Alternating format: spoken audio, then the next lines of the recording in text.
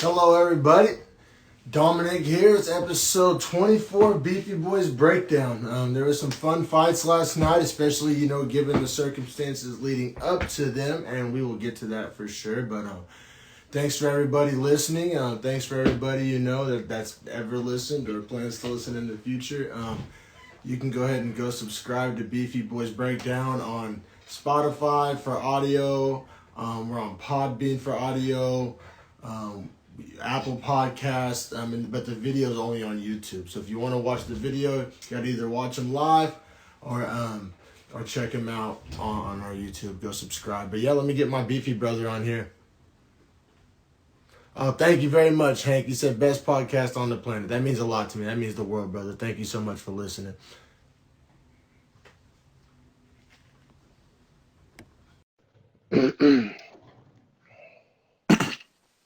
Yo, hey, man. what up? How's it going? Good, man. Good. I had a real busy week. Once a year, there's like this party that our work hosts for like 60 people. This lady she's like the 6-year-old lesbian chick. She owns this place called Shorty's Hattery in downtown OKC. Cheapest hat you can buy there. It's cowboy hats. Cheapest hat's like $800. Oh shit! Like she sells Terry Bradshaw exclusively. Only buys his cowboy hats from her. Like she's got like clout in the game. She got inducted in the Cowgirl Hall of Fame last night. That's dope. Hell yeah, man. Yeah, so I was in that party, like helping them do it all. That's why I didn't get home last night till like 1 because they were going hard. They started at 6 and didn't stop till like 11:30 midnight. Nice. I love seeing like rich old people go hard. It's like, we still got it, motherfucker. We still got it, man. But not to mention they were all real cool too. Like one guy's tab at the end of it was like 180, and he just paid it and then tossed us an extra 100 on top. And I was like, okay, got money like that. That's always cool for sure, man. Hell yeah, brother. Well, I'm glad you made it home safe. You got your money made, and that's all good, man. This man's dedicated. Great fights last night, by the way, bro. Great fights. Like a lot of decisions. I was, think about my perspective. I'm sitting here in my bed like, fuck, are all these going to be decisions? First 5 fights are all decisions. I was like, yeah. Hey, we're up till 7. We're up till whenever. We're watching them all. Yeah, man.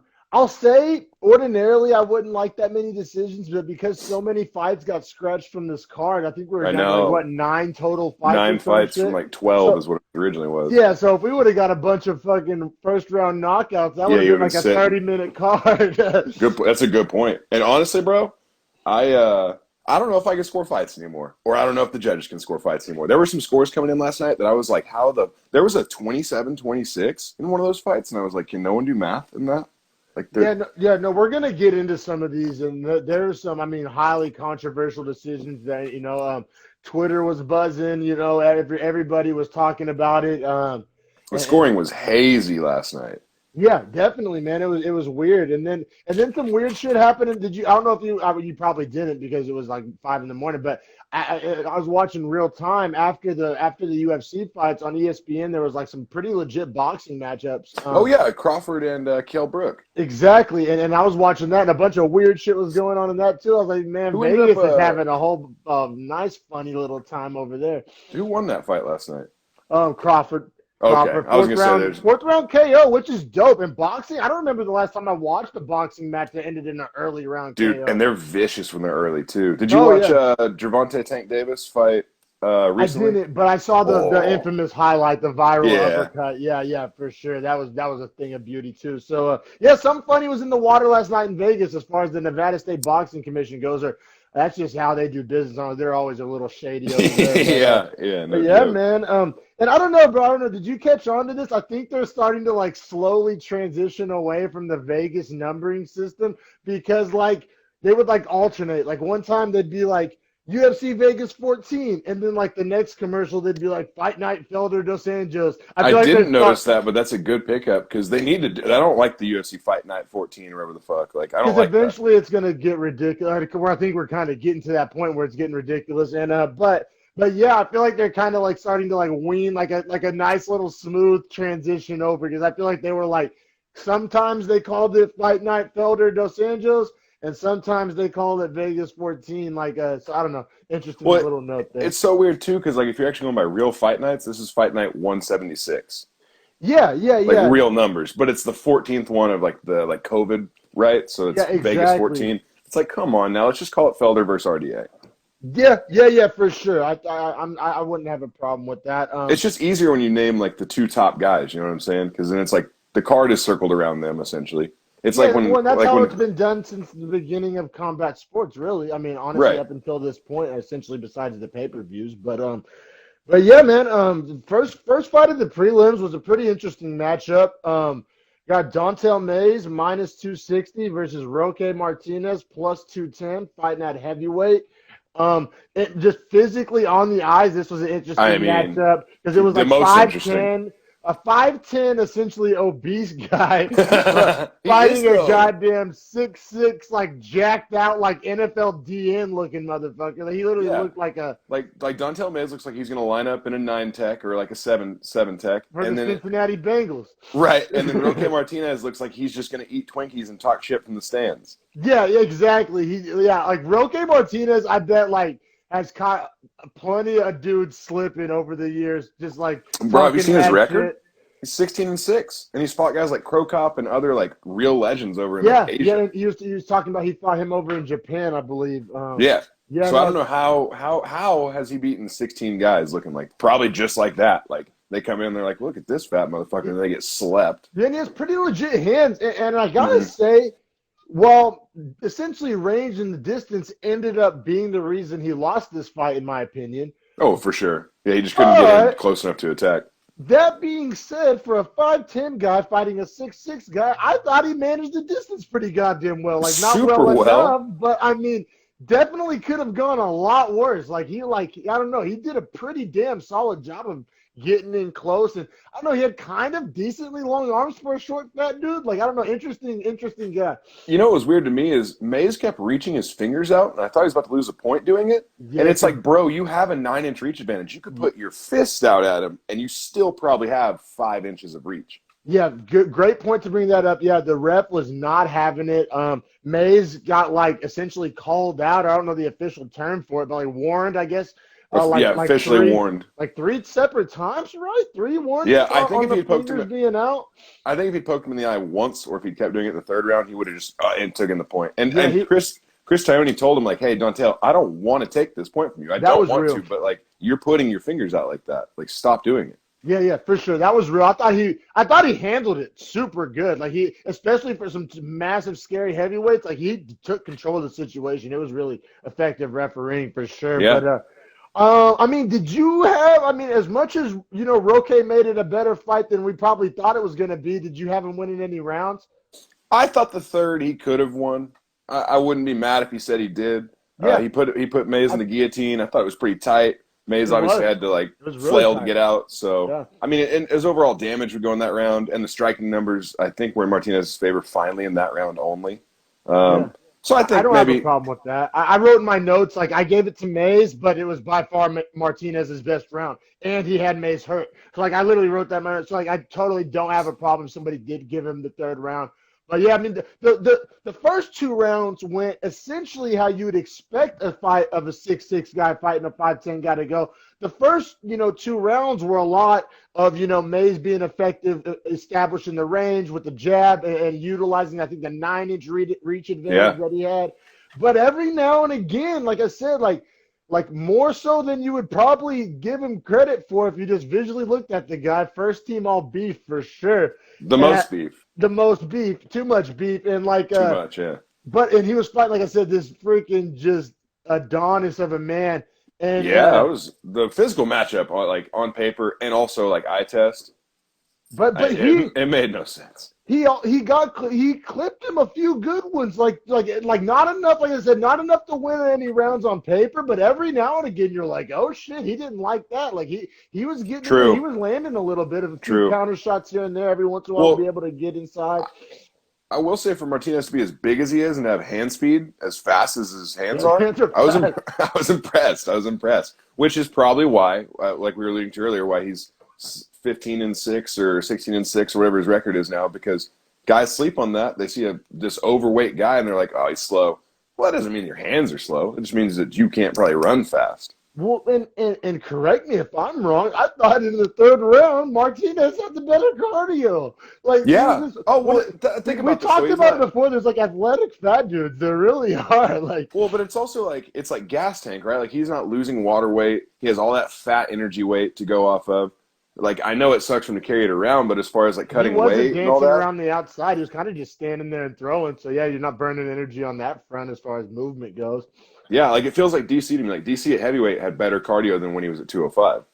Just That's because an like interesting note. that cut to the 205 is just, I mean, it depletes you if you have to cut that weight. And like Dontel Mays is so big that he came in at 262. So I imagine he does cut a little bit of weight. Yeah. Oh yeah, especially being that tall and that jacked. Right. But man, Martinez, you could chop off one of his legs, and he's Yeah, still he's still under a heavyweight. 265. Yeah. Yeah. Oh man. You know what else I was thinking about this fight? Is one of my notes was I wrote that Martinez had a really good chin. And then I just almost went back and scratched it out because in the next fight, which we can just keep it moving to, obviously Dontel Mays won by a unanimous decision, 30-27 on two cards and 29-28 on one. The next fight, though, is at welterweight. We had one of Hamzat's victims and then Chaos Williams' first opponent. So Reese McKee at plus 145 versus Yeah. Alex Morono at minus 170. Morono got They put to keep sleep. giving this guy killers. Well, what's funny is Moreno got put to sleep in 27 seconds by the guy that fought in the co-main, Chaos Williams, in his last fight. So he got starched. Reese McKee had to fight fucking Hamzat, which, come on now. No one's winning that unless you're in the top five. Like, I think Leon Edwards has a legit shot to win that, but not Reese McKee, poor guy. Now, in Reese McKee's defense, his chin is unbelievable. He was like looking like Shane Burgos level chin last night, where he was just eating it, and it didn't even like stun him. He would just get out of the exchange if he didn't like how hard he got hit. And it was crazy. He was the one. He's from Northern Ireland, right? Yeah. Like it's almost like that stereotypical Irish guy that just like likes to fight and like you see in the movie, he tastes the blood on his lip and he like gets a little smile and he's just like that kind of Irish guy. Like I don't know, that's the vibes I get. Like I don't think he would even be mad at that. And he was like he had so much. Trevor Whitman, the coach in the booth last night, brought this up. He had so much length. And he refused to use it because he wanted to fight so bad. He was like the Notre Dame fighting Irish guy. Like he squared his arms up and was like, "Let's box it out." And it's like, dude, you could just keep your distance. He's like this super tall, rangy. What was it? They're fighting at welterweight. He was super tall and rangy. He's 6'2" or 6'3". Like he's a big dude, and Morono's like 5'11", and is built more of like a power counter striker. So it's like, why would you not make him come to you and use your length and make it where he's not countering your shots? Like. I thought Reese McKee's game plan was all off last night. Definitely, yeah, or game plan or lack thereof. But yeah, Morono was the minus 170 favorite, and McKee was a plus 145. And I mean, so that's a pretty interesting numbers right there. But yeah, man, round one, Morono's power really shined through for me. Like I definitely gave round one to Morono. He inflicted a lot of damage. Like it's not that often where you see damage in a first round that doesn't result in a knockout. Do you know what I'm saying? Like usually if somebody gets hit hard enough in the first round to cause damage, it's a knockout. Because we see first round knockouts, obviously, but it wasn't. Like you don't usually see like accumulation damage in the first round. We were treated to that last night.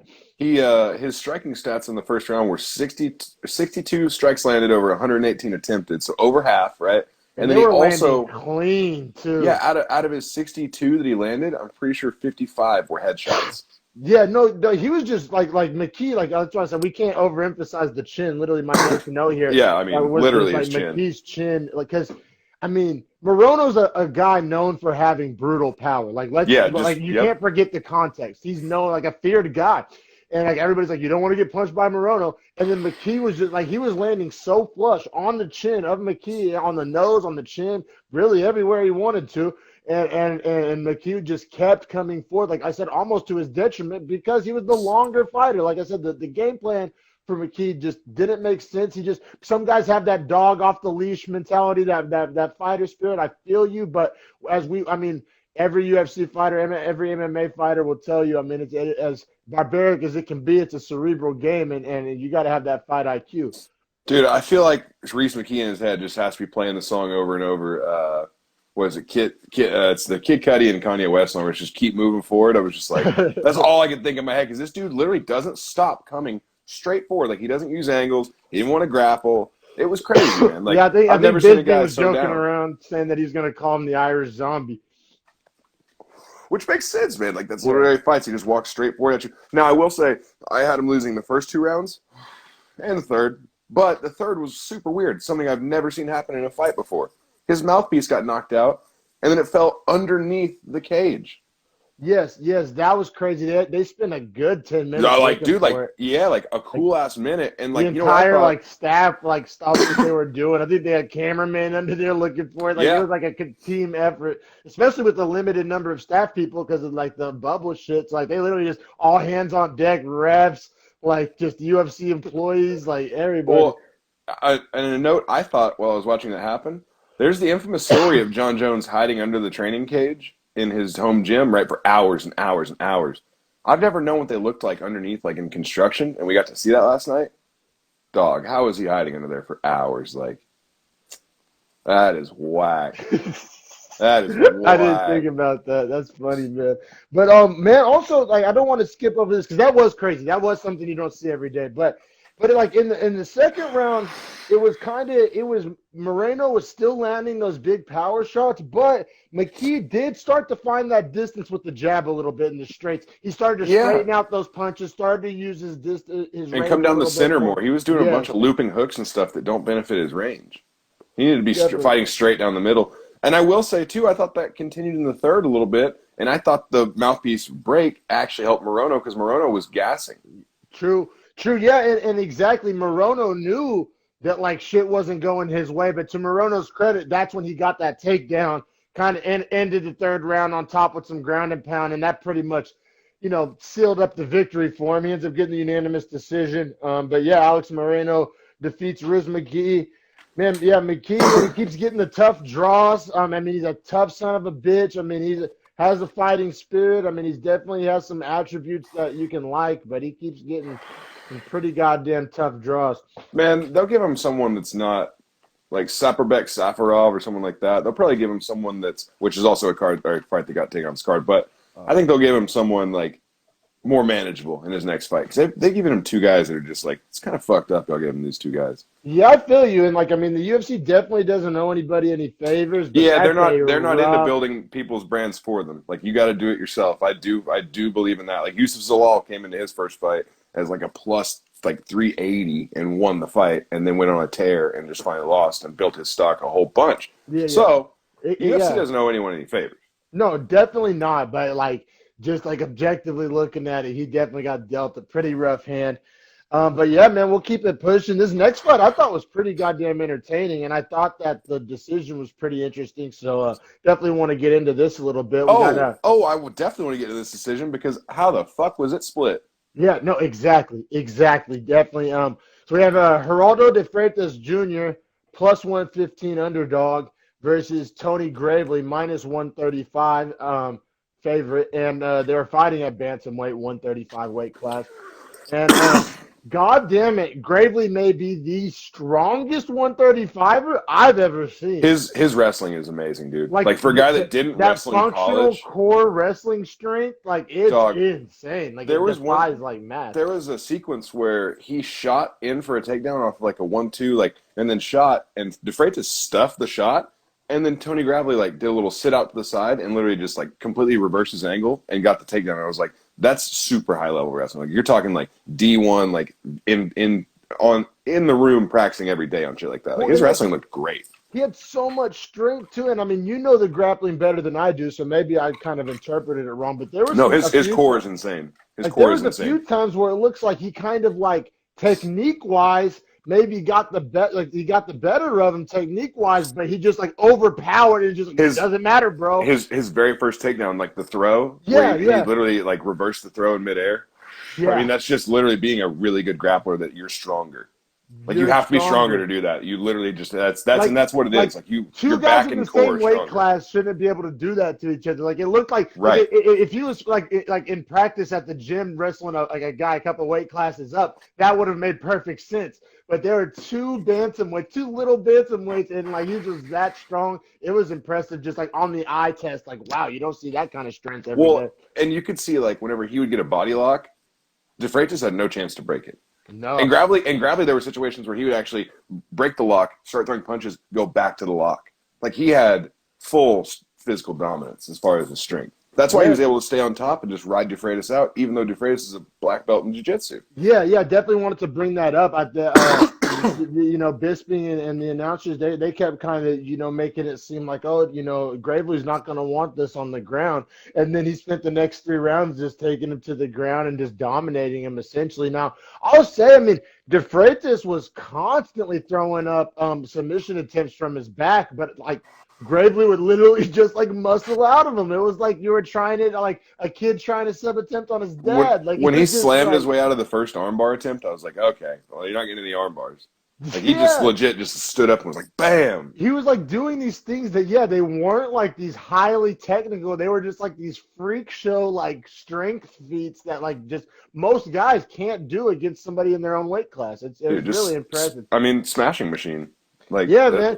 He kept, and he's just phenomenal at keeping top pressure.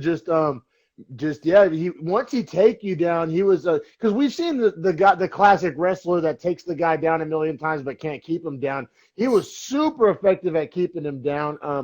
I think the most kind of interesting part of this fight, and this is maybe where we get the split decision, is I thought DeFreitas won almost every striking exchange. And I think that's where the scoring gets a little murky.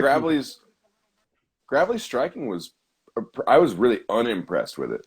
It was good as far as transition to so he would just throw strikes and then go into a shot. So he was good at doing that. Yes. But I thought as far as his actual technical striking, it needs that work. His wrestling's so good that he just needs to start working on striking.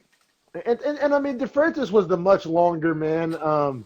True. And, Gravely, because of all that strength, is pretty goddamn compact. I definitely don't think he's going to be winning any kickboxing matches anytime soon. But, in MMA, you can dominate with the grappling. We've seen it happen. But yeah, man, it was really, really, really interesting fight because, like I said, DeFreitas Jr. won almost every striking exchange pretty convincingly. However, the majority of the fight took place on the ground. And you know what I'm saying? So how much can you value somebody winning the striking exchanges if most of the fight takes place on the ground, if that makes sense? You know what I'm saying? No, that's kind of what I'm saying. But also, so what round do you? Let me just ask you your scoring round by round because I want to get into how. Totally. Yeah, for sure. So round 1, I gave to Gravely in my opinion, pretty damn clearly. He had multiple takedowns. He had grapple control for most of the round, and he defended all. He had that badass. I think that was the round he had the armbar slam where he was defending every submission that DeFreitas was throwing at him. So I thought, definitely just 10-9 Gravely in my opinion. Okay, me too. I said the exact same thing. I said Gravely looks really good on top, even though DeFreitas seemed dangerous from the bottom. That was my exact description of the round. That's a very good summation because I don't think you can give somebody points for throwing up sub attempts that just aren't even really gaining any traction. It's not I don't even think there was a moment where he had something locked in and it was threatening. For the most part, Gravely just pretty much muscled out of all those sub attempts. But I feel and I totally agree with you. And I just think that it's the same as if a guy shoots a lot of shots but never gets the takedowns. At what point do we start crediting the takedown defense rather than the guy throwing up the submission defense was almost more impressive than the submission attempts. That's what I took away out of it for sure, but I don't know if the judges felt the same way. But we'll move on to round 2. Yeah, Gravely, once again, multiple takedowns. And in my experience, if you get multiple clean, dominant, hold them down takedowns in the same round, it's almost impossible to lose that round. You have to literally get beat the fuck up on the feet for that to happen. You have to get your nose broke or something dramatic, a lot of blood. There needs to be an overcompensation because if you get 2 takedowns in a round, judges love that shit, in my opinion, in my experience watching and doing this. So definitely Gravely round 2. You see it the same way in round 2? Yeah, absolutely. I thought he already continues his strong game on top and has good transitions from striking to grappling. The scrambles. He was definitely winning the scrambles. Gravely was, in my opinion. No, round 3. I literally wrote more of the same, but it was by far De Freitas' best round. De Freitas was able, I think, largely due to like gas tank. I mean, because of all that he spent so much Yeah, energy, Gravely was tired as and shit especially with a 2 minutes to muscle-bound go. guy like that. He burns through that oxygen in his blood faster. And so in round three, I do think De Freitas was the fresher man, and as a result, was able to start stuffing those takedowns and made it a stand-up fight. And as we established earlier, he was clearly better on the feet at the range striking. And so I can conceive, like I can devil's advocate wrap my head around the judges giving round three to De Freitas. Like I Yeah, wouldn't have an issue with yeah. that. I mean, I say Gravely might have lost the third, but either way, I think he But won. but definitely didn't lose at 10-8. Like, no, it was 10-9. But I honestly, like, if I was a judge, I still gave it to Gravely. Like, I don't think he did. I don't think De Freitas did enough. But I I can see a scenario where De I had it Freitas. as just a straight toss up, like toss of a Exactly. coin to say, Exactly. well, what you value. That round was like a toss up, but like Yeah. I didn't think 1 or 2 were toss ups by any means. By any means, like very dominant rounds. Like the only debate is if one of those rounds was a 10-8 or not. Like legit. Right, right, And, yeah, and so yeah, the reason why me and Harrison are kind of bringing all this up is because this ended up being a split decision, and I literally wrote in my notes "split decision?" because yeah. like how like Gravely without a fucking doubt won rounds 1 and 2, and then De Freitas debatably probably not won round 3. So even by that, like say you give De Freitas round 3, like being generous, you give De Freitas round 3. That's still, what is that, 29-28? Yeah, 29-28 Gravely, which is how I Gravely, scored it, which is which how is 2 the judges scored only it. way to score. Yeah, and 2 judges agreed with me and Harrison, and then this fucking screwball, one of them gave it to De Freitas, right? Yeah, 29-28, 29 De Freitas. Like I legit can't even like conceive a scenario. Like I can't I don't know. if there was a point deduction at some point, maybe like the math works, but like there wasn't. That Well, didn't like happen. I see how you give him round 3. I absolutely see that, no Mhm. problem. How you give him round 1 or 2? Or two. You're It's just fucking like nuts. out of line. Yeah. And to think that they scored 1 or 2 for Gravely in the other, you know what I'm saying? Because they scored the rounds 2 to Yeah, 1. right. Like what was so What was different than 2 and different? They 1? were like almost identical rounds. Like yeah, like literally my notes said like more of the same. Mm-hmm. Yeah, no, I feel So you, that's bro. just like Very I feel like that's interesting. very inconsistent You're on very that. inconsistent. Yeah, and that would kind of be a theme of the night, right? Unfortunately, I hate when we Goddamn. have to like spend a lot of time talking about shit like that, but that was kind of the case last night. But yeah, so Gravely wins the split decision. I mean, at least it wasn't a robbery, right? Like, I mean, kind of getting mad over a split decision is kind of splitting hairs and whatever. Oh, At least it was a robbery. But yeah, if if DeFreitas had won though, yeah, that would oh have my been God, I'd be horrendous. screaming from the hilltops Yeah, today. exactly, bro. So it's just like you can't flirt with that, right? Like it was a clear and Yeah. obvious winner. Why, like, you know Yeah, what like I'm just saying? find that judge's scorecard and ask him to defend his rounds. Yeah. No, that should, yeah, because like in the NBA, they do that, right? Like there's like an NBA review process. Yeah, The yeah, NBA yeah. will even kind of, and it's kind of hollow, and some people think it's stupid, but the Or NBA fake. sometimes will Some tweet people will out. say it's all red tape and that they just say they do that shit and don't do it. But, But but but sometimes the NBA will tweet out after a controversial game like that they blew the call, but it's like they don't reverse the win or anything, so it's kind of just hot air. But I'm saying there's precedents of other major sports leagues holding their officials accountable, which in this case it's not the officials, it's the judges, which is where it gets real dicey because the yeah, because judges are well, then from it's the also like athletic commission, right? They're not employees of the UFC, right, correct? right. They're from the So athletic that gets commission, real and dicey. The UFC has it's no also jurisdiction to like administer punishment or like there's no, it's completely separate entities. They're it's like also kind of one of those protected. things where like I can't tell you how to judge a fight either. Like there's certain core principles we're going to agree on, right? But there's some shit that one guy values more than another, and that's literally like why it's a judgment, why they're judges. It's such a weird position. Yeah, man, and yeah, no, it's interesting. It just, I mean, so yeah, I mean, it's just that was really interesting. Just because, man, I try to be a guy that can see both sides of shit. Like I try to like kind of play devil's advocate with myself, kind of like force myself to like see other perspectives. Like in all, I do that in all parts of life, not just fighting. But yeah, I literally can't like make an argument for that split decision. I can't Dude, like conceive it. I wish ex fighters were judges. You know, like I wish like Dominic Cruz was a judge, like guys like that, because like they obviously know, and like they're gonna value leg kicks to what a leg kicks value because they've been kicking their fucking legs. You know what I mean? Yeah, Like they know. So maybe yeah, that's the for future of sure. it. Maybe I think there would have to be you would have to be so far removed because so much of these fighters are still training with Yeah, they do guys and network with still each other and it would shit. be I feel like it'd be hard to avoid politics there. Like say even you get old heads. You know these fighters' egos. Say you get old heads that haven't fought in 10 years, right? But their old rival is coaching one of these guys or Right, yeah. Or owns their the gym, like it's a gym. gym that, yeah, I That get shit that, yeah. happens, bro. Yeah, so that would get kind of dicey too. But yeah, there's no. I mean, humans are imperfect, so as long as we have human judges, it's going to be imperfect. And I'm not Okay, advocating well, for. I wouldn't mind like having like Ariel Helwani and Luke Thomas be like the judges. Guys that are Yeah, fight analysts. Robin Black. and then they'd be Like like, guys that "Fuck break that! I down don't want fights for a everybody mad living. at me." Yeah, yeah. You know what But I'm I think, saying? you know, But like it like as a if fan, if I was president of the UFC for the day, if I could do that, I think Ariel would be a phenomenal judge. But I think Ariel because he would knows be his like it'd be shit. like. Yeah, but it's like whenever people tell Joe Rogan to like be president, and he's like, "Fuck you, I don't want to be president." I feel like that'd be Yeah, like Ariel be like, "I'm not trying to be a judge. Fuck that. I'd rather just talk and talk shit." But yeah. yeah, man, we'll keep it pushing because, like I said, it was suspect, but it wasn't a robbery because Gravely still won. So yeah, we'll keep it pushing. First, we got the first female fight of the night, right?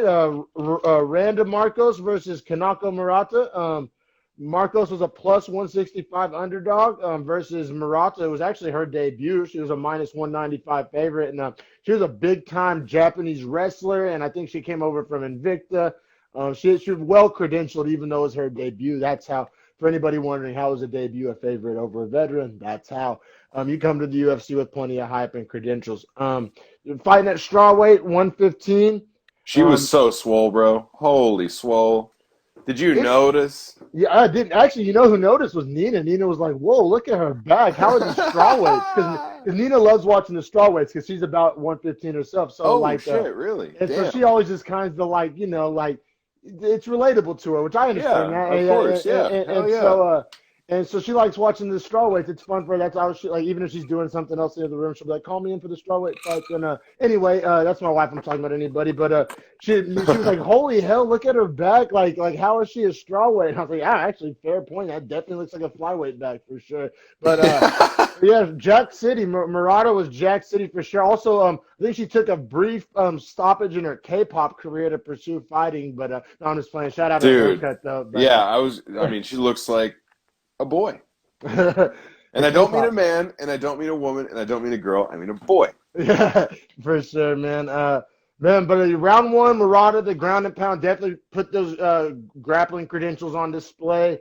I'll say though, Marcos was like putting up a hell of a fight. I mean, she didn't show quit. She was scrappy. I mean, her record is dog shit now. By the way, I think she's literally like Yeah, she's 11 and 11. 6 or 11-11. Yeah, Terrible. terrible record. But I mean, god damn it. I mean, she was out there. She was out there fighting like pretty good. She was fighting, the more elite, athlete for sure. Round two, Murata ended in the dominant position, like at the end of the round. But Marcos, for the first 4 minutes of that round, looked a lot better. I think that she lost the round kind of in that last minute, but like, if it was a 4 minute round, she may have even won it. But that last minute, she kind of got dominated. Yeah, and I thought Marcos was doing enough in the second round to maybe win it, but in saying that, Murata and her were like pretty close. So then when Murata got such a dominant last 1 minute, Exactly. they kind of outweighed it, just like you Totally. said. So Yeah, definitely. I scored Man. the same way. I had a 2018 going into the third. Marcos, I thought was tapping at one point. I need to go back and look at it. That was questionable. Very question. She tapped far side of the head where the ref definitely could not see her hand. And it was like no a way. slow motion tap, and then maybe she could make the argument that she was like trying to get a grip, but it sure looked like a. It looks like a da-da-da-da, not Yeah. a da-da-da. No, But I feel you. But yeah, they ended up not calling the tap. And then she escaped it. She So, escaped it, which was cool. That's why it all played out good. but I will say, I scored a 30-27. Yeah, me easy. too. Me too. That was And that's straightforward. what all three judges did as well. There was zero controversy on this one. Like I said before, both Beefy Boys and all three judges agree. That's how you know there's no controversy there. But yeah, unanimous decision. Kanako Murata in her debut. I said Interesting to see what she can do in the strawweight division. That's a jam-packed division, a lot of traffic. And her Also, style, though, is super, like, only her and, like, Tatiana Suarez have that level of, like, wrestling grappling. well, and just looking So, at her body type, though, it's gonna be right. like, can she keep making that weight? Like, I mean, I don't know. I mean, her gas tank seemed fine. It's not like it seemed like a brutal cut, but she was so strong and big and just. Apparently, she's a 12-time world champion wrestler. So I So, mean, she's been cutting weight for a long time. She's got that probably dialed down to a science, I bet. Yeah, I mean, yeah. so she's definitely interesting new strawweight though for sure. Because like I said, most strawweights are strikers. So you bring in Right. a savage grappler like this, and her ground and pound was heavy. Like Hmm. her ground and pound did not look or She was sound or throwing bows and stuff, resemble too. It was one. impressive. Yeah, they didn't sound like strawweight. That was like a bantamweight ground and pound. Like the thud, just the Well, fucking heaviness of well, those. dude, and she goes for Dagestani handcuffs Yeah, too. I So saw like, that. you need to look out if you're on the fence. Like that might not be the better position for you. 115-pound Chinese girl Khabib, but no, she's a savage. I'm looking forward to it. Like I said, I mean, honestly, I think she would do just fine in flyweight too. Honestly, Yeah, to be real, yeah. yeah, interesting new women's fighter in that division. We're definitely looking forward to seeing that. But yeah, man, that's the end of the prelims. Actually, I didn't even realize that was only four of them. Yeah, just a 4-fight prelim. All right, it's main card time here on Beefy Boys Breakdown, episode 24. Going over UFC Vegas 14, Felder versus Dos Anjos. What was originally supposed to be Makachev Dos Anjos, and that whole story, it created a lot of the fun and storylines leading up to this week. But nobody I'd rather discuss that with than my beefy brother Harrison. Let's get him on here.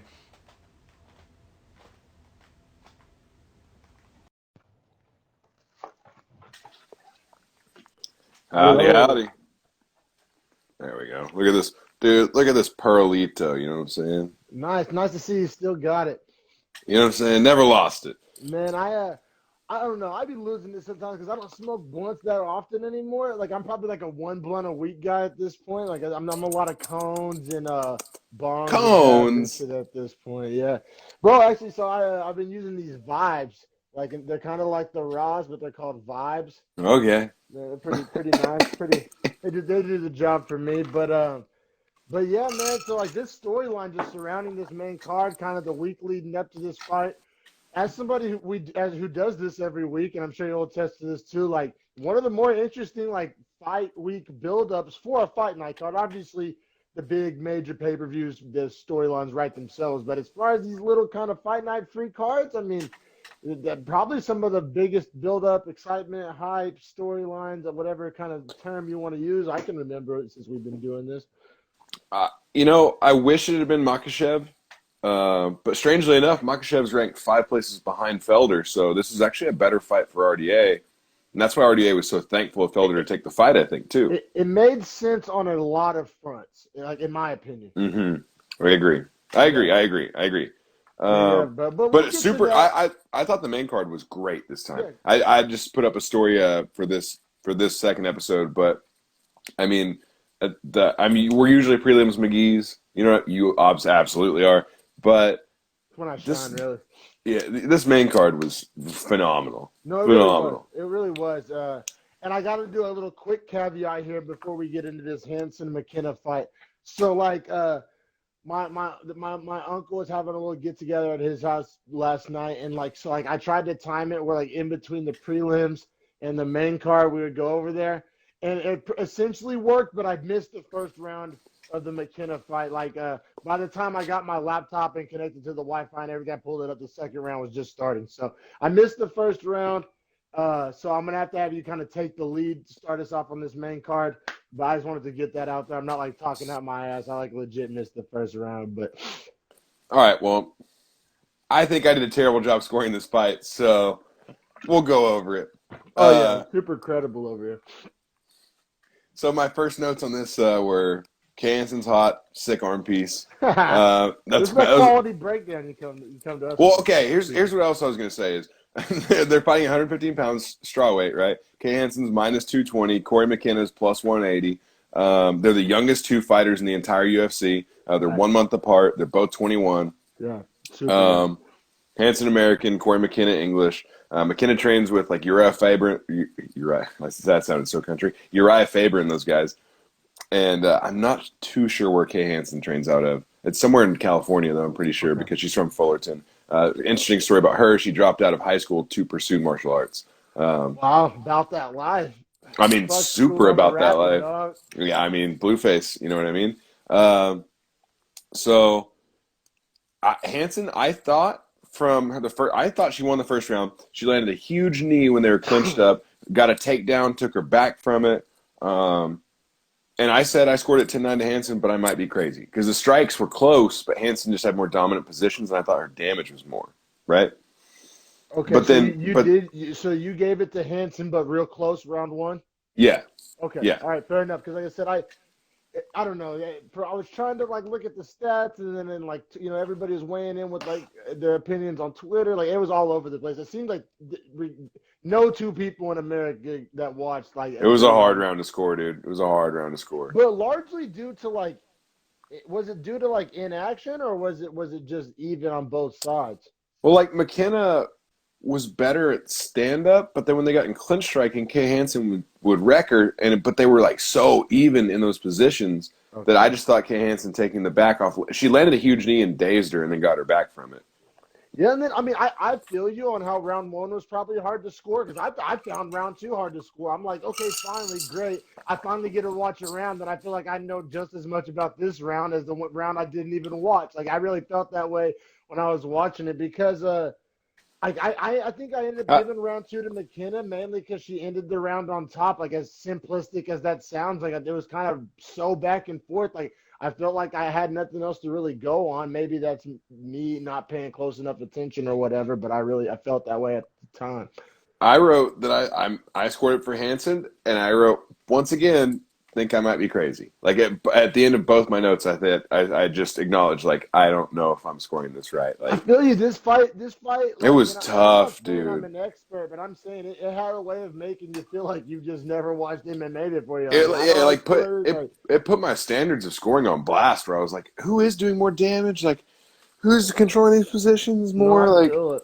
And I think that needs to be the storyline of this fight. Because the storyline, in social media or whatever, is like robbery and controversy and all this. But I think what gets lost on this is, I mean, you put 10 people in a room, I mean, you're going to have like probably, like, I guess that's a bet, but good luck finding 3 people that agree on the score on this fight. That's what I'm saying. Because, like, we've disagreed on it around, like everybody on Twitter was disagreeing. Like, I good luck finding 3 people, much less 3 actually like official judges that are gonna like agree on how this is supposed to come out. well, what did you think about the third round?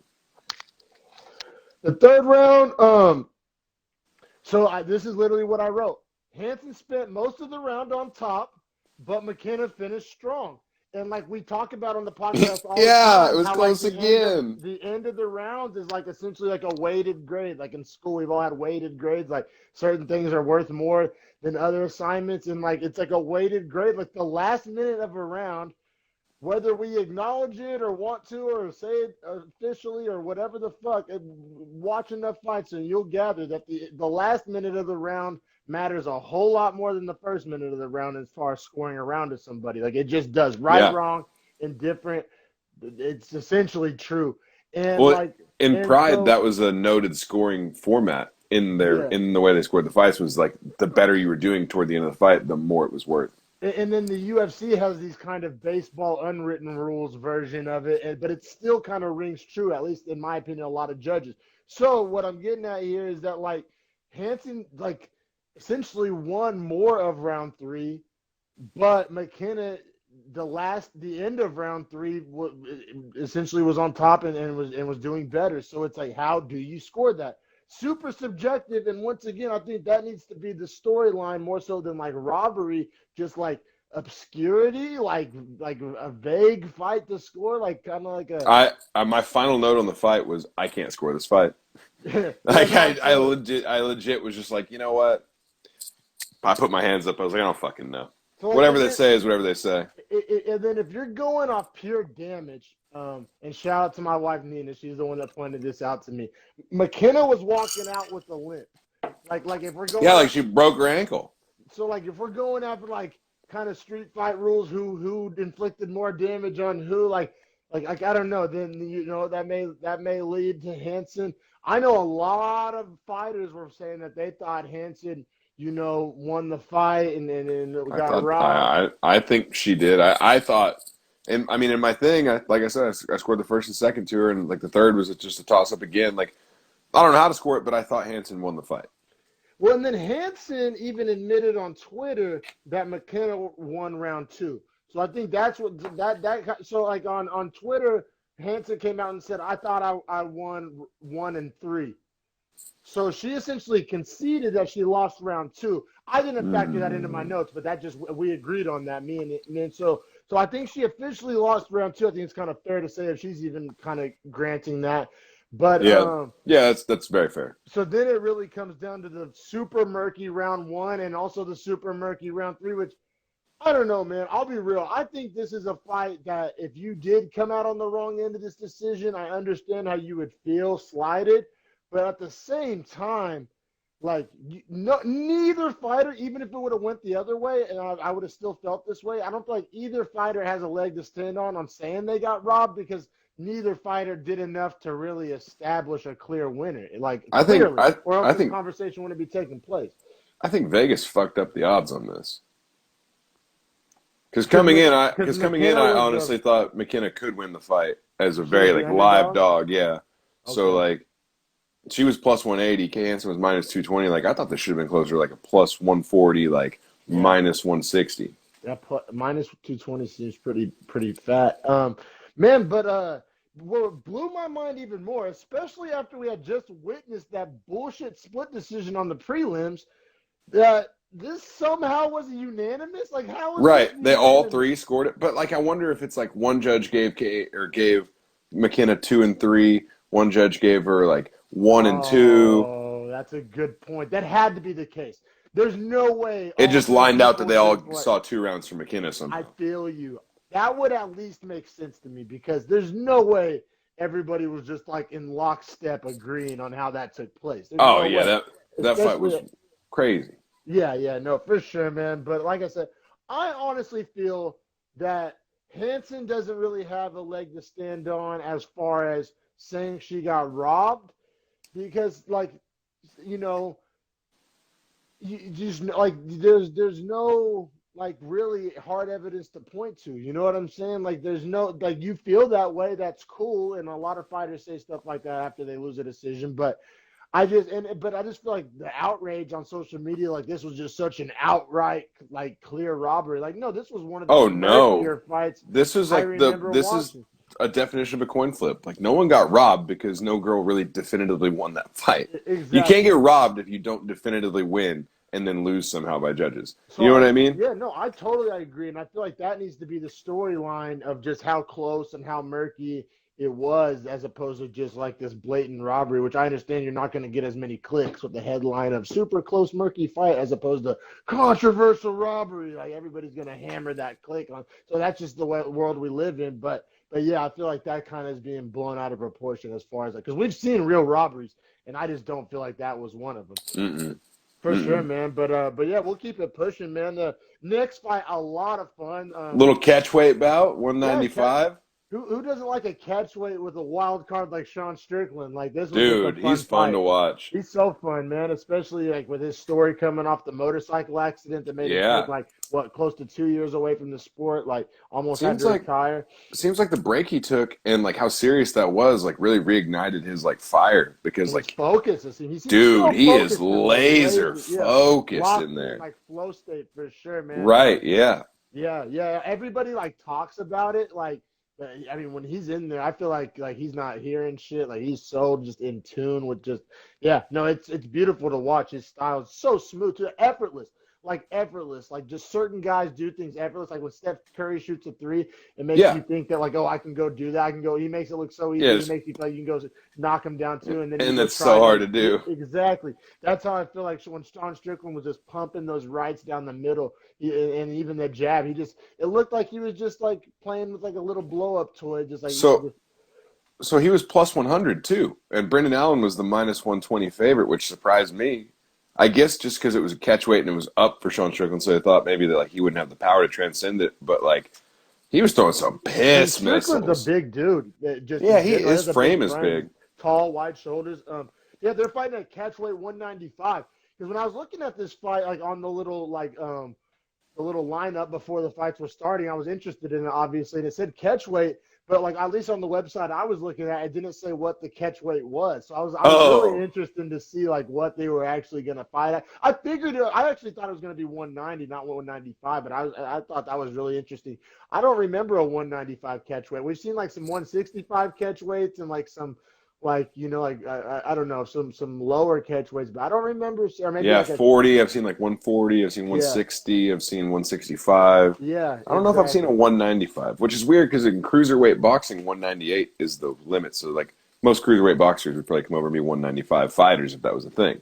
Yeah, yeah, and we've kind of advocated for a weight class kind of somewhere in this ballpark to if there were to add one, that would be a fun one to add. But yeah, so a fun little catchweight bout. Who doesn't like a short notice catchweight bout? Sean Did you? Strickland fought 2 weeks ago, Yeah, which is yeah. probably the reason for the catchweight, like to put his body through another weight cut. Fought Jack Marshman and just beat the hell out of him. Beat But the Jack hell out of him. Marshman's chin was Yes, unbelievable, yes, like literally unbelievable. crimson chin ass.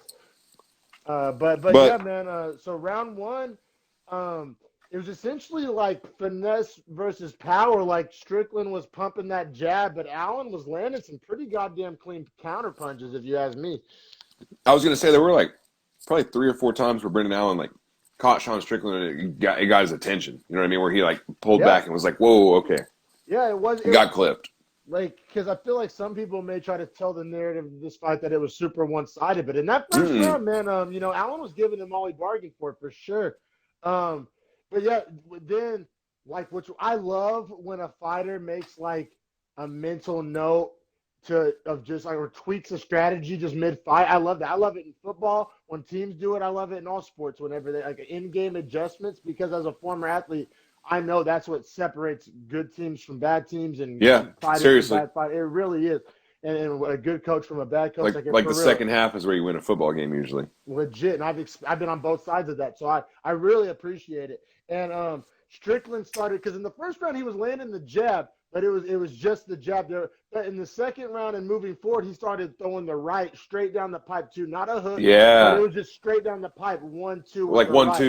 one Yeah, twos. Yeah, and 1-2 they for started throwing days. 1-2-3s as Yeah, well. yeah, but it was all just straight down the pipe, and it was gorgeous. And like I said, just looked so effortless. He just was flicking them out there like no wind up, no like or like, but they were just landing flush and hard and just often. Well, and that combination he landed that put Brendan Allen just like in La La Land was fucking a left, right, left, and it was just like a soft left hook with then just like a hard 1-2 behind it, and Yeah, just just caught him stiff. with all three. And I Yeah, was just just like, landing ooh, so clean. Yeah. It like it still looked effortless. Like it wasn't like, oh yeah, I'm gonna it knock him wasn't out like with this one. It was just like bing bing. it's like he wasn't throwing too hard, which a lot of guys will try to throw too hard, like put too much on their punches and miss them. He was just throwing with like good force, but making sure that he was throwing them the right way, like good Yeah, snap on them, and definitely. I know like Bisping was like stroking off because like that's what he says. Like every single fighter, he's like, you don't got to knock him out on every punch. Just pump him out. Like Bisping like always preaches that, and so that's like exactly what Strickland did. So I'm sure I Bisping was love that rock hard. Bisping preaches the gospel of Bisping consistently. Yeah. And always shits on Brendan Fitzgerald, the guy that he calls the fights with, like consistently. Oh man, but so yeah, Strickland ends up getting the brutal second round TKO. That's 2 wins in 2 weeks. Officially a bad motherfucker. I think. I mean, they I said like where he's at. I think he should probably be a top 15, 185. he is balling. He's really balling. Like I think him Man, and Shabazian would be a cool fight. man, if he gets another one in 2020, but he said explicitly that he's not really after the Yeah, fight. He said he's not really looking for another quick turnaround. He wants a full camp full and camp, which really, means usually 6 to 8 weeks, which means you're talking next year. yeah, for sure, man. Well, he's saying he could fight on New Year's Eve, essentially, if you want it, because every fighter wants to fight on that card. It's the money card, but but yeah, And I then, think and we're then looking. I think we're looking at him more in like January. And then Strickland got a performance of the night bonus for that knockout. Yeah, Which yeah. Dana told him deservedly immediately too. Did you see that whenever they were walking out? so. Dana was like, No, that's badass. yeah. Sean Strickland walked past and he was like, he like went up and he was like, said something like, I knew I could finish this guy or some shit like that. And Dana was like, hey, that's 50 G's right now, I'll tell you. And Sean Strickland goes, for real? And Dana was like, hell yeah. Or No. Dana goes, fuck yeah, that was vicious. And then and that's why Sean Strickland like walked out and was like, yeah, and like walked past Dana. That's dope. And like I said, in his interviews, he always seems like kind of like a fun. He's like kind of an awkward guy, but he's like cool and badass too. It's I don't know. He's pretty cool. He's an easy guy to root for. I'll tell you that much. But yeah, man, we can keep it pushing. This next fight gives us a plenty to talk about because these judges' scorecards were all over the place. This fight breaks my brain. Yeah, for sure, man. So we'll get to this was like flyweight fight. Strawweight fight number 97 on this card. There were like what 4 strawweight? I think 3 out of the 9. 3 out of the 9. Yeah, 33% of the fights were strawweight winners. Yeah, 6 out of 18 fighters are strawweights. That's crazy. Yeah, definitely. Yeah. So we have Ashley Yoder plus 135 underdog versus Miranda Granger minus 160 favorite. As you can tell, fighting at strawweight 115. And so now this will be fun. Let's go round and round, classic Beefy Boys style. Round 1, who you got? Okay, so I wrote wild scramble position that finds Yoder on the bottom, and then she kind of reversed the position and got to this like weird like triangle, but like Granger defended it by getting her legs over Yoder's body, so like they had each other in this like leg body lock thing that was super weird. That's like even hard for me to describe. I scored it 10-9 to Granger. 10-9 Granger. Okay, so I actually gave it to Yoder. But I literally said, like, mainly just because of, like, some grappling, and it was really close. I wrote close in all caps. Like, definition of a toss-up round to me. I'm definitely not dying on the hill of Yoder in that. But just in the moment, watching live, I gave it to Yoder. Like I said, but, yeah, just proves how close it was. How'd you score the second round? Even less confidently, but still. Yeah. Yoder. I literally wrote Yoder ? All caps close. Like, I scored the second for Yoder. I was on that side of the fence with you on that one. But still a toss up. Super close. Our coin Super. Hasn't on her twice in a row. But I wrote second round was a total toss up to me. I think I'm leaning toward Yoder. That was literally what I wrote. I want to make a distinction between this fight and then the McKenna-Hansen fight. The McKenna-Hansen fight was even because it was like close. Both were doing good. I want to say this fight. This was impossible to score because the opposite, the lack of activity, right? Yeah, and it wasn't like there was a lot of damage being done. No damage. It was just a lot of like position battle that was the weirdest scramble positions I've seen in a long time in a fight. It was like so it's hard to score scramble grappling match or something like. It's hard to score scramble positions because you never see them, so you don't know who's really in control in a scramble position. Like the way the first round ended, who's in control right there? I think Yoder was. But really, Granger is because she has her legs over Yoder, so Yoder can't do the submission that she has her locked up in. So it's like, I don't know. Yeah, it was super murky, but like I said, not the fun kind of murky. The Hansen-McKenna was kind of the fun kind of murky. This was kind of like a weak-ass fight, in my opinion. I literally wrote they were him-hawing, so yeah, I'm an old-ass grandpa, as I said. Him-hawing. But they were him-hawing, man. They were. AKA another word for bullshit. They were not inflicting any damage. It was just, like you said, a battle for position, which position is super important. I'm not going to sit here and be like, oh, if people aren't punching each other in the face, they're not doing anything. But it just almost seemed like even when somebody got position, it's almost like they didn't think that far ahead. They're like, oh, shit, what now? And, it wasn't. It was position for the sake of position, not position for the sake of like a bigger doing something with it. Yeah, like a submission or a finish. Wait, so how'd you score round 3? Let me see. I gave round 3 for Yoder. I did. I did too. But what'd you score it? But you scored it 10-9. Yeah. I this is what blows my mind. Every judge scored that 10-8. Every single one.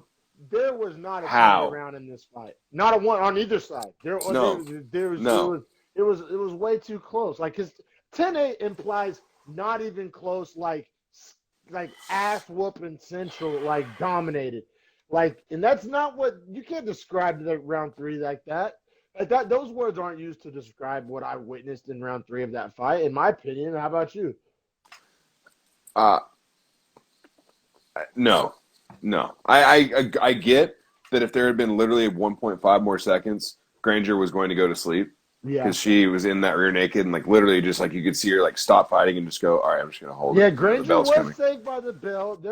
But does that get you some like bonus point? Like in my opinion, a 10-8 is like to me, and maybe this is my interpretation. A 10-8 is more about being like uber dominant over 5 minutes than it is ending the last 5 seconds like extremely like dangerously. Like I don't know if that makes sense, but to me it's more of like a long game and like it's like you earn a dominated the 10-8. round, not you got close to doing something.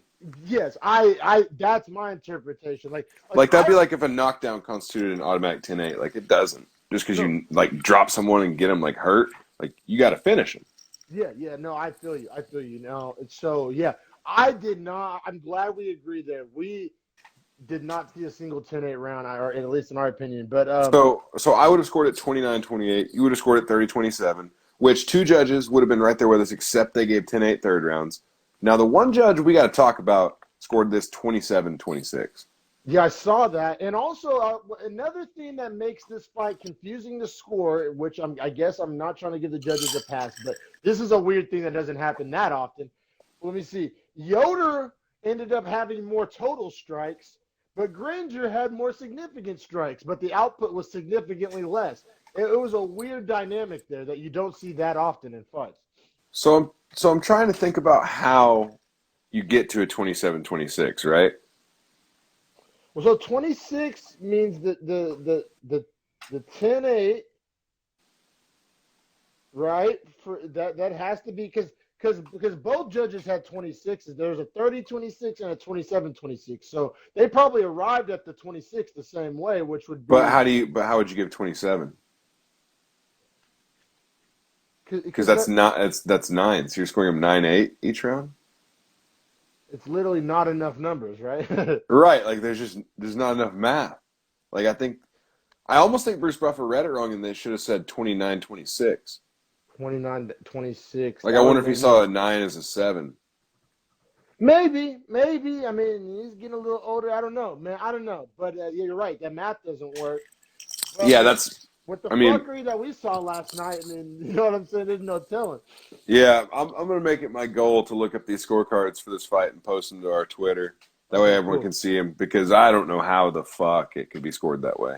I'm interested to see. At Beefy Breakdown. Go follow us on Twitter, everybody. But yeah, so once again, another controversial decision. Yoder ends up winning it, which is in line with how I scored it. But if you're me too. How much confidence I had in my scoring, it would be this much. Like I had like question marks all over my notes. Like it was kind of a crapshoot guess. So usually, if my scorecard aligned with the outcome of the fight, I'd be like, oh yeah, that makes sense. I'd be like, yeah, that's how it should have gone. But even it's like in this peculiar situation where it's like, I agree with you, but I don't even know if I agree with myself. Like I may have fucked this up. Right, like I don't know if I scored it correctly, but I think Yoder won, so I agree with the judges. But I don't agree with how they saw it. But I don't know if I saw it right. Like I know exactly what you're saying. Like it's just a confusing fight overall. Exactly, but I think I'm glad it was still for Yoder. Kind of like the means to an end can be kind of like the means can be argued, but I'm pretty sure like Yoder won that fight. Like nobody's mad at Yoder winning that fight. Was she the only underdog to No, because Corey McKenna won. Corey McKenna and Strickland. All right, cool. The first 3 dogs on this card won. Oh, actually. But the prelims all went chalk, I think, right? I'm pretty sure. Yeah. Prelims were all chalk. Yep, that's right. And then, dude, 4 out of 5 were underdogs to start the card. The first 4 were underdogs. Yeah, you're right. That's bad. Which takes us to our next fight at 170. Which is the co-main, which wasn't supposed to be the co-main, right? Or was this always going to be the co-main? Yeah, no, it was. Yeah, it was. All right. Which actually, this is a banger of a fight. Like, guaranteed was not getting out of the first round. Yeah, 100%. 100%. Everybody was like 100%. tweeting like this is dangerous. Like people are gonna get hurt here. Like everybody kind of knew what happened, and it delivered. And it was also interesting to note that's usually tweets that you see happening before a heavyweight fight, right? Like everybody was Right. treating, they were fighting welterweight, right? Yeah, 170. Yeah, 170. But like it's funny if you just heard the words everybody was using to describe this fight, you would have think they were describing a heavyweight fight. It was funny. Right, yeah, because they were talking about how it was just going to be like essentially nuclear bombs going Yeah, off. yeah, But yeah. it's Abdul Razak Al Hassan at minus 220. He missed weight by 1.5 pounds, which sucks. But one and a Got half, I will called the say, fuck out. yeah, he did hard, hard. I will say though, 1.5, pretty close, Pretty pretty close. It close. shows he tried. It shows he tried. And he was fighting Chaos, the Ox Fighter Williams, Yeah, love that. Love plus that name. plus 180. Plus 180. This fight, I ain't got a lot to break down. Al Hassan landed 2 hard low kicks. Chaos Williams returned 1 low kick. Al Hassan fainted. Williams fainted, and then slapped him. And that's the fight. Instant sleeping. Yeah. Literally, like That's every action of the fight. one of those instances where like the pre-fight intros took longer than the actual fight. Probably the walk to the octagon may have actually taken longer than the actual fight. 30 seconds was the official time. Instant knockout. He hit him with the touch of death. It was instant. Like it was Right on the jaw, like hit it perfect. I don't know what the official records will say this was, but in my opinion, this was a KO, not a TKO. I know. No, it's a KO. It's a KO for sure. Instant KO, like flat out on his back. And it was just the anniversary of that Muhammad Ali picture too, where he was all the dude was all sprawled out, that iconic image from up above. Oh, Sonny Liston. Yeah, yep. And so I don't know. Obviously, not comparing, but it was just kind of interesting because he was sprawled the fuck out too. So that was brutal knockout. Performance of the night bonus for Chaos Williams, and well deserved, right? How could you argue that? Yeah, him and Strickland both deserve those. Yeah, and that was the co-main. So you know what that meant. The main event, which, like I said, a lot to get to here, and I'm glad we have plenty of time because I want to spend as much as possible. This is the fight, interesting division. Interesting division. This fight was great. I didn't agree with any of the way the judges scored it, personally. I didn't even write. I'm glad you wrote that. Did you write them down or no? Yeah. Okay, great, because I actually fucked that up. I was it was 50-45 from 2 of them. Oh, that's right. And then one judge scored it 48-47 Felder. You know what? I didn't agree with either of them either. This will be really fun to get to. So let's go up to storyline, hype, and then we'll dive into X's and O's round by round. Cool.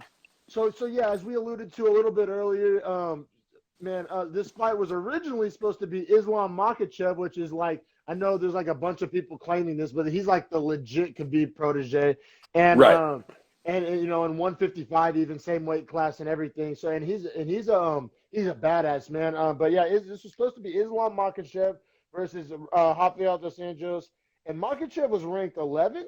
Was that correct? Or 12 somewhere in that. Makhachev 12, and then Felder was 7. Yeah. So and it's still a mystery, right? Or has that been released? Why Makhachev missed this? They were kind of being murky about it. He got some sort of infection, like a skin infection or something. Stafford, something in that right, kind of realm. All right, yeah, that's you can't really fight with that. That's not him being a pussy or anything, which obviously he's not a pussy. I'm just saying. Yeah, just like medically you can't do that. For anybody, any casual out there who's at home eating Cheetos saying, "Oh, fucking, he should have fought." Like, there's certain shit that it's not even safe or conducive to do. But I'm sure he'll be itching to get back in there soon. But yeah, so.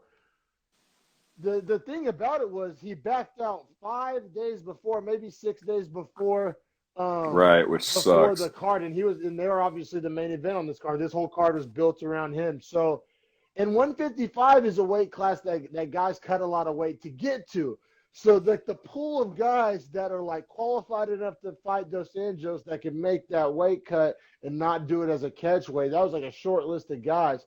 And then Felder happened to be training for a triathlon, so he was getting really lean and in shape, or just regardless. And Paul Felder, you may know, has been the announcer on many of these fight nights, and I really enjoy him. At this point, he's pretty much my favorite one. And as far as broadcasters on the the ringside play-by-play, but yeah, so Paul Felder, ranked number 7 lightweight, steps up on 5 days' notice, pretty much out of the booth and into the octagon.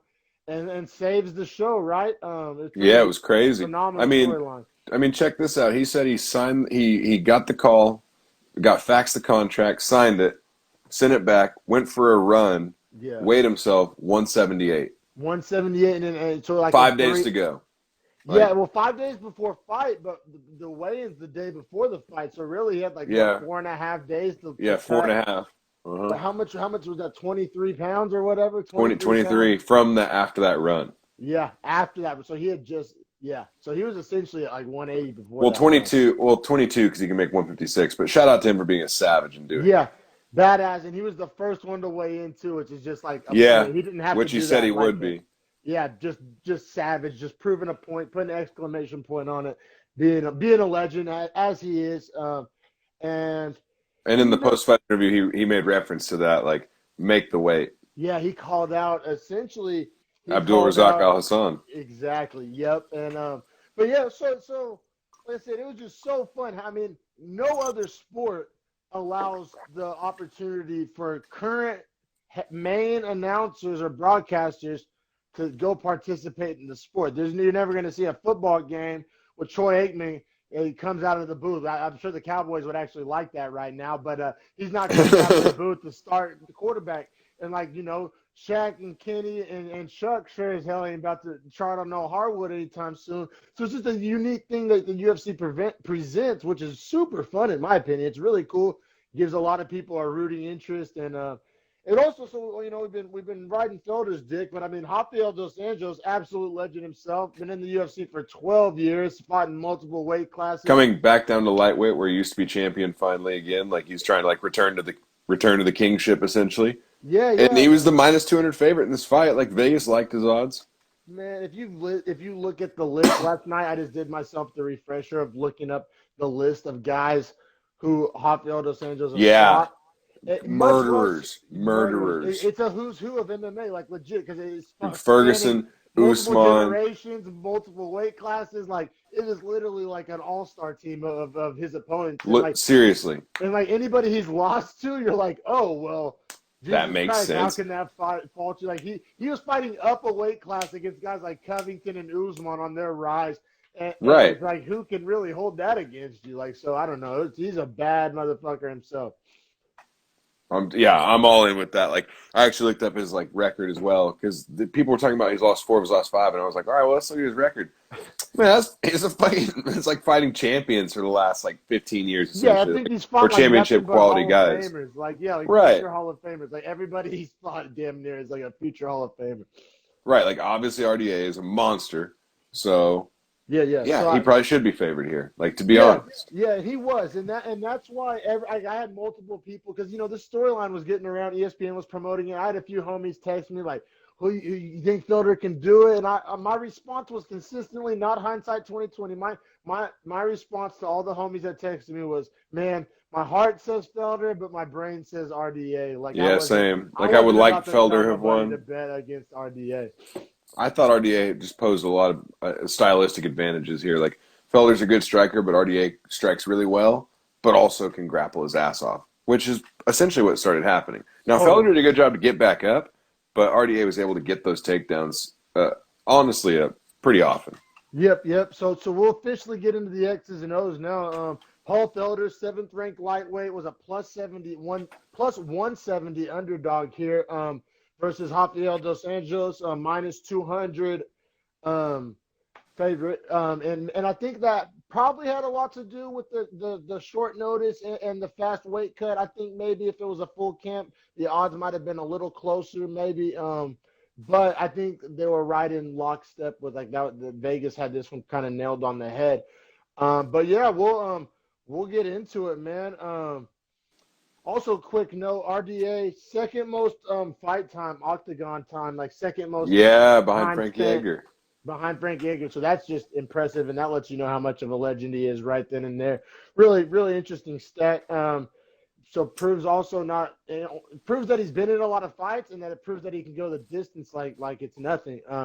Right. So so round 1, I gave it to Felder mainly because he actually cut RDA. Really? Yeah, he cut. I thought that was impressive. And I know those older guys have a lot of scar tissue, but I don't know. He cut RDA in round one, and I was impressed by it. Maybe I was too impressed by it, but I was impressed by it. I I gave round one to Felder.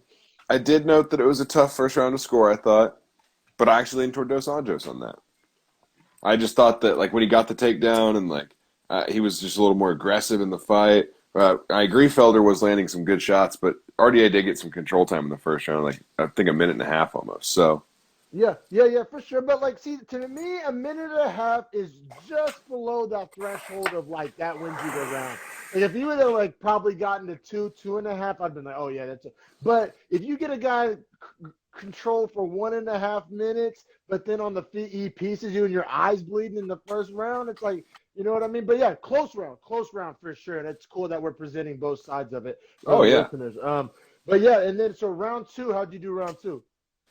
So I wrote round two is super close, but I was leaning toward Felder in round two. Holy shit! I was leaning towards RDA. Oh, Man, that okay. takedown, and then that like it's funny. My notes for the second round almost match your notes for the first round. The takedown, and then like that aggressive clinch. I felt like he was just getting nasty with it in the clinch, and just was. I thought also he was the stronger man, which makes sense. He used to fire 170. Felder had the short weight cut.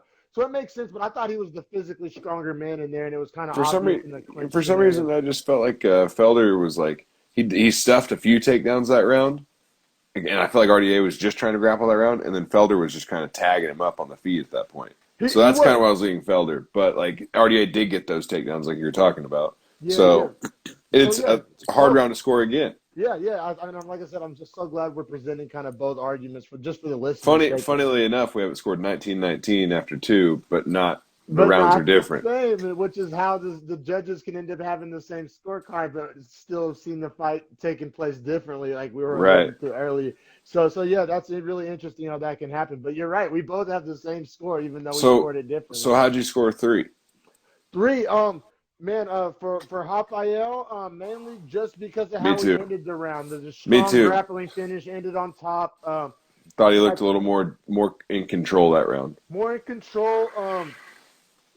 But it was so close. It was a close round. Like none of these rounds were like, I don't feel like dominant for either guy. Like they were all really hard rounds, really close, hard, competitive rounds. And then yeah, round four, I actually gave to Felder, Me too. which is badass because I had it 2-2 going into the fifth. early in the fight he was getting dominated in clinch situations, and then in round four he flipped the script, and actually the clinch was some of his most effective Work, yeah, for work in the sure. whole fight. That For was some sure. of his brightest moments were right there in that fourth round in the clinch. So I thought that was kind of badass. Just even like a lot of these fights are mental, psychological, like saying like, like you ain't big dogging me in the clinch every time. You know what I'm saying? So Right. I thought that was really cool. So yeah, I gave round four, just for everybody keeping track, is that the first round we agreed on, or did we agree on three too? We agreed on three. 3 to RDA, 4 to Felder, but we flipped 1 and 2. Okay, so But we still have it tied to up this going point, we have only one round of Felder, right? Both of 2. us. Oh, two. You're right. Because you scored Yeah. because you scored the first to him. You scored the first and fourth for Felder, and I scored the second and fourth. Yep. All right. Cool. We, Yep. So we both had it tied up going into round five, correct? right. Which is Still seeing it interesting. differently, which is but seeing it the same but differently. Same Interesting. but differently. Very interesting. Yeah, definitely. And then I don't know. You want to go But I first in thought round five?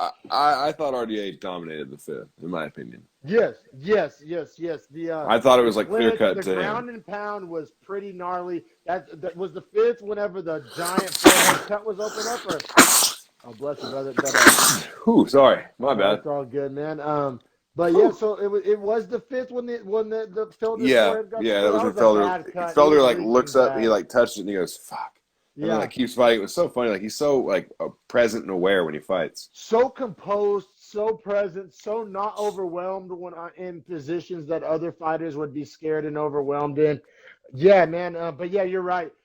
Five was definitely RDA. So we both had it. What does that math equal out to? 48-47 RDA for us. Yes. We arrived at the conclusion along different pathways, but we both arrived at But the same answer. no judge agreed with us on that scoring. At all. Like two judges saw every round to RDA. which I disagree with entirely, dude. I thought the fourth was the clear cut to fourth was Felder. clear cut. The fourth, And was I clear said in cut. my notes, I'm not mad if I see a 49-46. Yes, you're right. You're right. That would make a lot more sense. That would make a lot more sense for sure. I think Felder. And one judge scored at 48-47 for Felder. I don't know what 3 rounds Felder would have won. I guess 1, 2, and 4. Yeah, yeah. It would Which have I to be disagree that. with. No, yeah, I do disagree with. But We if you disagree think for different about it, reasons. yeah, Which is funny, so we both it's do kinda agree like with that judge. in a way, in a weird way, if you like combined our scorecards, we would agree with them. Yeah, Right. it's so interesting, man.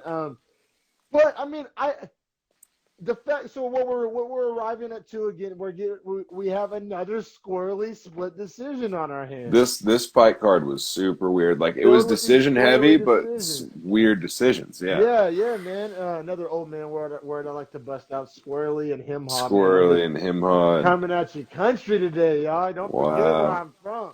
But Country and covered like a Waffle House. man, oh man, I miss Waffle House, bro. But fuck Denny's, man. Every time I go to a Denny's, I just leave so angry, bro. I'm just like, fuck this place, man. I'm never coming back. Like every fucking time, bro. You got some cold ass eggs. The waitress with like an attitude. Fucking goddamn it, it's always terrible. What's crazy is the Denny's out here slap because there's only like 2. Oh So- man, I hate these fucking Denny's out here, man. But so yeah, we have the split decision for RDA. So it's another kind of splitting hairs thing. Like we both agree that RDA won the fight. So like that's why Yeah. we're not like really trying to die on no hills right now. But like just the scorecards just once again made no sense to us. But I mean, who the I fuck just are like we, I guess? what I mean. We're the How many biggest- fights have you watched in the last 6 months? No, I All feel of them you. like me? Every single Yeah, one, bro. Every yeah. single one. I know. I feel you. I gotta keep myself humble, man. I'll be coming out here with the spicy takes. But yeah, man. So like we both agree that Dos Anjos won the fight. I think even Felder agrees that Dos Anjos won the fight. Like it was really cool afterwards though. Felder was talking about, kind of being candid, being honest, how he was like really close to considering retirement, and now he's all in spark again. like the spark is reignited, which I think, obviously not in fighting, but just in life, just in anybody that's, been around the block a time or two has, man, we've all had a loss, whether it be in sports or in life, like refocus, kind of reality check, like kind of, I don't know, make or break. Sometimes the results from a loss can be positive. Like, I don't know. Yeah. I've experienced Right, that. yeah.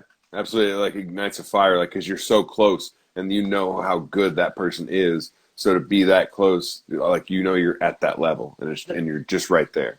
Definitely, man. And it's so, man, and it's cool too because like this fight, like I feel like boosted both men's reputations. Like I feel like over COVID, there's probably a bunch of new UFC fans that like kind of like, may not have been super. They know Felder more as an announcer than a fighter, and maybe like didn't. And then Dos Anjos is kind of an old school guy too. So like for newer fans, this was like I don't feel like.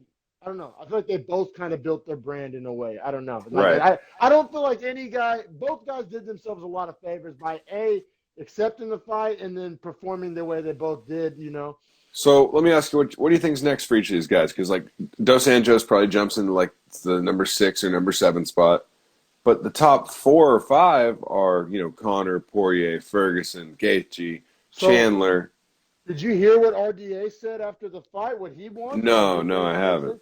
And it was cool because he was approaching it from like a logical position. Well, he was talking about getting someone that was going to fight for the championship, right? Or he said Connor? He said Connor, but he didn't say Connor for the typical reasons that you hear. Typically, you hear Connor because it's a hype, it's a big money. They had already been scheduled to fight. Twice. And on top of that, and RDA said that was the only time he's ever backed out of a fight due to injury in his whole career was that Connor fight. He shattered his foot. Yeah. And but also his logic was actually really sound. He said, me and Connor are the only true champions left now that Khabib's retired. He said all of those other guys were interim champs. Or he said former interim champs, which is true. He said they're all former interim champs. Me and Connor are the only 2 champs. And then Connor even responded on Twitter saying, Poirier's next, but I'm with it. Like, because that made sense to him too. And So I mean, granted, fights aren't booked and signed on Twitter, but it's kind of looking like, McGregor Poirier is like signed, sealed, delivered. That's happening. And then, but McGregor said after that, and McGregor said he's trying to be more active. So maybe, depending if he Who do doesn't you take too much damage, maybe, I don't know. who do you think wins the McGregor Poirier fight? I want to say McGregor's so bad, I think he that. does. I That mean, if I'm being honest, I scenario really is think he so much does. more fun than if McGregor loses to Poirier. Now he's just kind of like this average lightweight veteran, or maybe he retires on a sour taste, or I don't know. I just that movie sucks. Like, I don't want to watch that movie. I want to watch the movie where McGregor beats Poirier. He's fucking, chest out, confident McGregor again, talking shit. Maybe he fights RDA next. Maybe he gets another win, and then it's just like Connor's back on top of the world. That's the fucking movie I want to watch. That sounds like a fun movie. So who does RDA fight next? Do you think he waits for Connor? I think I RDA think and a Michael guy at Chandler his would be age. fun. Well, so apparently Chandler Ferguson's happening. I don't know. Maybe Oh, I've just been too deep in the MMA Twitter, but I've been pretty deep in it. you've been And riding into the Kool-Aid. Okay, I yeah, see yeah. you. Apparently, Chandler Ferguson's happening. They both been kind of like hinting at it. I don't know if it's signed, but I know Ferguson's Mr. Drop out of fight, so I guess we'll believe it when we see it. But Yeah. everything's kind of pointing to Chandler Ferguson, McGregor Poirier, and then I don't know. In that scenario, if RDA wants to stay super active, I mean, is RDA Gagey like out of line? Like, does Gagey accept that? Maybe nothing to I gain mean, for Gagey yeah, there, or Gaethje accepts that. Gaethje beats the tar out of RDA. That matchup style is fucked up. That bro. matchup style is fucked up, dude. I He's gonna literally just open him up like a like a flew can of water all over tomato my lip. sauce. Oh my god. Bro, Oh. that's live. That's live podcasting for you. Almost dying on air. Check that off the list. Oh man, sorry. Yeah, Okay, man, but sorry. like just stylistically, if you think about it, like Gaethje has pretty damn good takedown defense against people that aren't named Khabib Nurmagomedov, Yeah, and then he also just throws fucking hammers. yeah, yeah. Definitely. Like I think if Gagey lands the shots that Felder landed last night, Oh, it, RDA is out. that's what I'm saying. Yeah. So those availabilities are there for that to happen. So I mean, I don't know. I feel like I don't know. It's hard to say because RDA is one of those veterans where his name still carries a lot of weight regardless of what the ranking is. But his ranking is going to be pretty high after beating number 7. So I Yeah, don't know. It's super interesting. As time goes on, it looks like the puzzle pieces are kind of falling into place. Like I said, it looks like we're getting McGregor Poirier.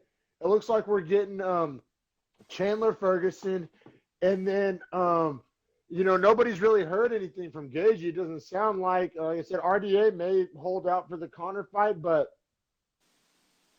and honestly, hear me out here. If McGregor beats Poirier, right, and then really, regardless of who wins Chandler Ferguson, wouldn't the winner of Chandler Ferguson make more sense for everybody involved than McGregor RDA? Like, doesn't RDA kind of become like a third wheel afterthought that's at what that I'm point? saying. Like, is how does RDA deserve it more than if that's what exactly what I'm saying is if Yeah, anyone else is active while Connor's fighting, like how can RDA fight him after unless he fights someone and wins in between? yeah. So Yeah, no, that's that's sound logic. And then Justin Gage is just sitting there like, hey, I like only am I lost to chopped Khabib liver? like everyone else. Yeah, yeah, exactly. Like I ain't shit now. Like everybody forgot about me. Yeah, Like like if what's you're his just one? engaged, you got like I got old man Dos Anjos and fucking Bellator Chandler. Y'all want these motherfuckers over me now just because I lost to Khabib? Yeah, I'm not saying that's how I feel. I'm saying if I'm Gagey, I'm sitting here That like is how whatever. I'd feel if I'm Yeah, Gaethje. Like what did he do that they didn't do? Like he yeah. he lost to Khabib like they Almost did. yeah, no, exactly, bro. Exactly. So it's recency bias plays into it so much, and I'm not saying I'm immune to it. Like I ride hype trains probably more than anybody, and I get caught up in the moment. But yeah, Gagey. That's what sucks about this, like, quote unquote 5-man tournament. And I guess RDA is trying to throw his hat in the ring, saying like now it's a 6-man tournament. But It doesn't really make sense though because of the way it's already been matched, because he's like a late entry. late entry, yeah, definitely at a disadvantage. I'll say the only thing is that, like, if Gagey and RDA both are on this tip where, like, they want to fight again soon, then that fight makes sense for that reason and that reason only. Like, they don't want to wait till all the fucking everything falls out. And, I mean, the UFC can make some money off. Everybody can get a check. Like, I don't know. For those, but it's not the fight to make, but it's like a fight that could be made, I guess is what I'm getting at. Right, yeah. Like, but also Gagey and RDA, haven't they both shown that they'll go a year between fights? Haven't they both kind of done that in the past? So that's what I'm saying. They don't strike me as the guys that are in a super big rush to fight, especially somebody that's not gonna super advance Gagey's career. Like, I'm saying, like, what does a win over RDA do for Gagey? Like, nothing really. I mean, he's kind of still right there, right? I mean, he's kind of For right where Gaethje, it's like a shit fight to take. That's why I'm saying, yeah, like, I it don't doesn't think make it's gonna sense. happen. Yeah, for sure, man. Well, before we spend too much time more on that, I want to touch on something. Our boy, Kevin Trailblazer Holland, finally got Yeah, I himself a got a main main event. event. I'm so happy. We've been like lobbying for this on the podcast for like, since really we started, because Kevin Holland was one of our first fights. But we're Yeah, big Kevin Holland guys. I mean, he has 4 wins in the past like 5 months or some shit like that. yeah, And yeah. 4-0 this year. and they keep tossing in prospects and kind of nobodies. What And date? What date is that fight scheduled for? I didn't write that down, but it's like 2 or 3 weeks from now. Like It's still this year. oh, totally, yeah. Yeah, that's what I was gonna It's say. real soon. It's It's like coming up. it's like December, right? I Like think first week of December. is next week the pay-per-view. See, I should have wrote this shit down. My bad to put you on the spot, but Yeah, Davison Figueiredo. yeah. Yeah, I that's think next week. That's next week. and That's then next I week. think there's one more. I think that what's the heavyweights? Then we got the heavyweight. The Oh, no, it's not Rosenstrike. It's Oh, no. Lewis and Lewis. Blades. Yeah, Lewis and Blades. And then after that, it's Holland. Cool. I'm pretty Okay, sure yeah. So first week of December.